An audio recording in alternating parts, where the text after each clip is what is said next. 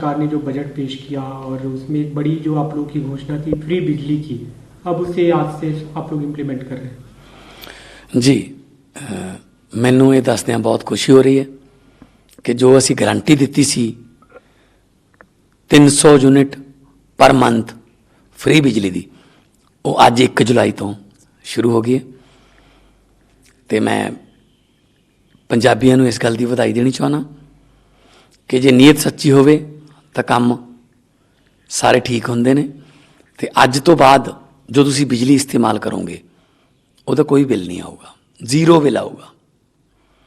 ਹਾਂ, ਹੋ ਸਕਦਾ ਹੈ ਜੂਨ ਦਾ ਜਾਂ ਮਈ ਦਾ ਕੋਈ ਪੁਰਾਣਾ ਬਿੱਲ ਆ ਜੇ, ਪੁਰਾਣਾ, ਉਹਦੇ ਬਾਰੇ ਮੈਂ ਇਹ ਕਹਿਣਾ ਚਾਹੁੰਦਾ। ਪਰ ਜੁਲਾਈ 1 ਤੋਂ ਬਾਅਦ ਜਿੰਨੀ ਵੀ ਬਿਜਲੀ ਇਸਤੇਮਾਲ ਕਰੋਗੇ ਤੁਹਾਨੂੰ ਕੋਈ ਬਿੱਲ ਨਹੀਂ ਆਊਗਾ।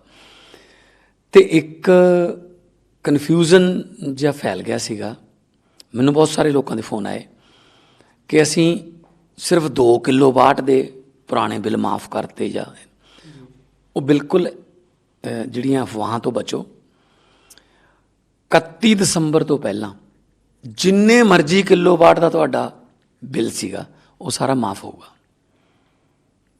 ਚਾਹੇ 2 ਕਿਲੋਵਾਟ ਹੈ, 4 ਕਿਲੋਵਾਟ ਹੈ, 5 ਕਿਲੋਵਾਟ ਹੈ, ਉਹਦੇ ਨਾਲ ਕੋਈ ਫਰਕ ਨਹੀਂ ਪੈਂਦਾ।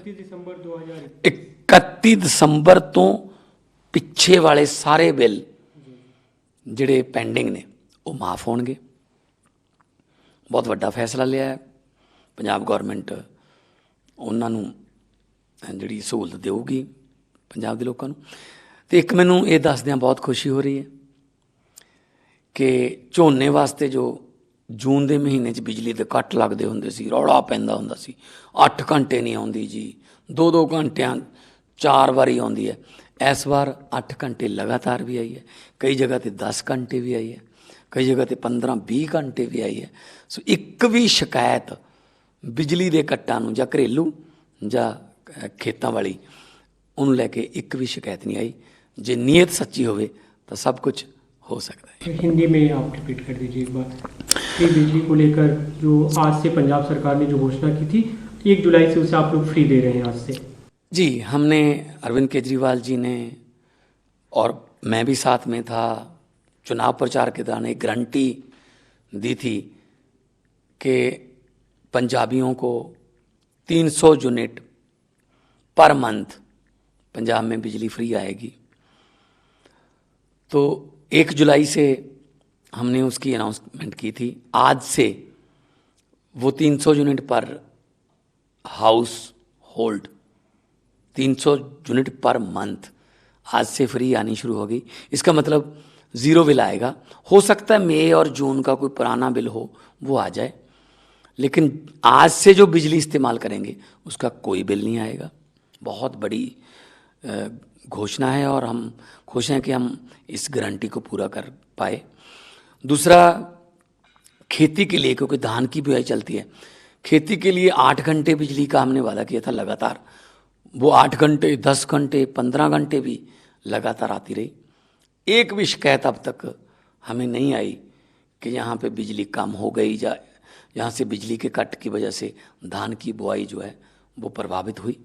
तो हमने इस चैलेंज को भी पार किया। उसके लिए मैं पंजाब के लोगों का बहुत बहुत आभारी हूँ, धन्यवाद भी करता हूँ। आने वाले दिनों में और भी गारंटियाँ हम पूरी करेंगे। 31 दिसंबर से पहले की बिजली को माफ़ कर रहे हैं आप लोग? हाँ जी, एक अफवाह फैल गई थी कि शायद 2 किलोवाट 1 किलोवाट वाले माफ़ करेंगे। 31 दिसंबर से पहले जितने भी किलोवाट का आपका बिल है वो भी सारा माफ़ होगा। उसको हम मतलब बेवफ करने जा रहे हैं। 31 दिसंबर से पहले वाले बिल, जिसके भी बिल हैं, वो 1 किलोवाट, 2 किलोवाट, 4 किलोवाट, 5 किलोवाट, वो बिल सारे माफ़ होंगे। बिजली माफी को लेकर जो पहले सवाल उठ रहे थे आप लोग की घोषणा के बाद कि पैसे कहाँ से आएंगे, बजट कहाँ से आएंगे, तो हमने बता दिया ना, बजट पेश किया तो उसमें क्या कुछ हमने बजट में बता दिया ना जी कि पैसे कहाँ से आएंगे।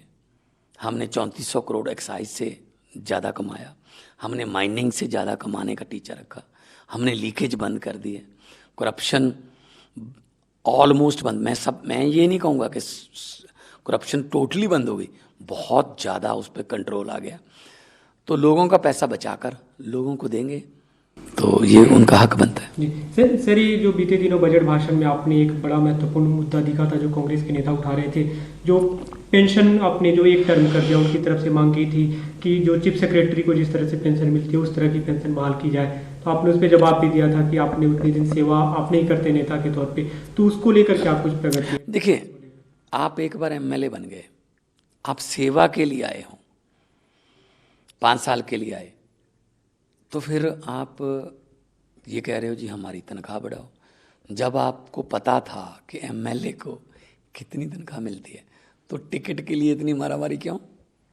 कोई और काम कर लो फिर। अगर आपको पता है कि एमएलए को इतनी तनख्वाह मिलती है, तो उसी तनख्वाह में गुजारा करो फिर। इसका मतलब ये थोड़ी है। मेरे पास रेड पासपोर्ट था जब मैं एमपी था, उस रेड पासपोर्ट पे लिखा हुआ था डिप्लोमेटिक पासपोर्ट, लेकिन एक तारीख लिखी हुई थी, एक्सपायरी डेट। अगर मैं तब तक एमपी रहूंगा तो रेड पासपोर्ट मेरे पास रहेगा, अदरवाइज मेरे पास ब्लू पासपोर्ट आ जाएगा जो देश का नॉर्मल पासपोर्ट है। अब ये कैसे हो सकता है कि 5 साल आप काम करोगे और 70 साल आपको गवर्नमेंट पेंशन दे? जो चीफ सेक्रेटरी या मुलाजम लेवल की बात करते हैं, 20 साल उनको सर्विस करनी जरूरी होती है। 20 साल अगर वो सर्विस करेंगे उसके बाद उनको पेंशन मिलती है। तो एक 27 साल का एमएलए जो एमएलए बन गया 27 साल में, 32 साल की उम्र में उसको अगली बार टिकट नहीं मिली। मैं चाहता हूं उसकी उम्र 100 साल हो, तो 70 साल उसको हम पेंशन देंगे ना। ये कैसे हो सकता है कि 5 साल काम किया, 70 साल पेंशन ली? मैं तो कहता हूं कि पेंशन इनको वॉलंटियरली छोड़ देनी चाहिए। अगर हाथ जोड़कर फोटो खिंचवाकर सेवा करने के लिए आते हो तो सेवा करो ना। सेवा की पेंशन या सेवा की तनख्वाह नहीं होती। पंजाब सरकार इस पर अड़ी है कि एक ही बार का पेंशन उन्हें दिया जाएगा। ये 1 एमएलए 1 पेंशन हमने एक्ट पास कर दिया। जी सर, एक आज मुख्यमंत्री से मुलाकात हुई है, पार्टी के राष्ट्रीय संयोजक से, जो पंजाब में चर्चा चल रही थी कि किन मुद्दों को लेकर मुलाकात हुई, बजट को लेकर, क्योंकि सीएम ने आपने जो ट्वीट किया था उसको रिट्वीट करके प्रशंसा की थी कि जो बिजली की घोषणा थी। काफी क्या इन मुद्दों पे चर्चा? काफी देर बाद मुलाकात हुई है। देश में इन द मीन टाइम बहुत सी राजनीतिक उलटफेर हुए हैं, तो बातचीत हुई है, जस्ट नॉर्मल कर्टसी बातचीत हुई है। कोई ऐसा कोई मुद्दा या कोई वो नहीं है। तो मिलके नेशनल कन्वीनर हैं कि आगे आने वाले दिनों में क्या करना है, कौन सी गारंटियां पूरी करनी है और कौन कौन सी लोगों को सुविधाएं देनी है, उस सिलसिले में बातचीत हुई। पंजाब में सारी चर्चा थी कि कैबिनेट रिशफल को लेकर कुछ, तो क्या नहीं उसमें कैबिनेट के बारे में कोई बातचीत पार्टी नहीं, के वो तो पंजाब में करेंगे ना हम। हाँ जी। We are a multicultural network community. We groom competent global citizens to effect positive change around them.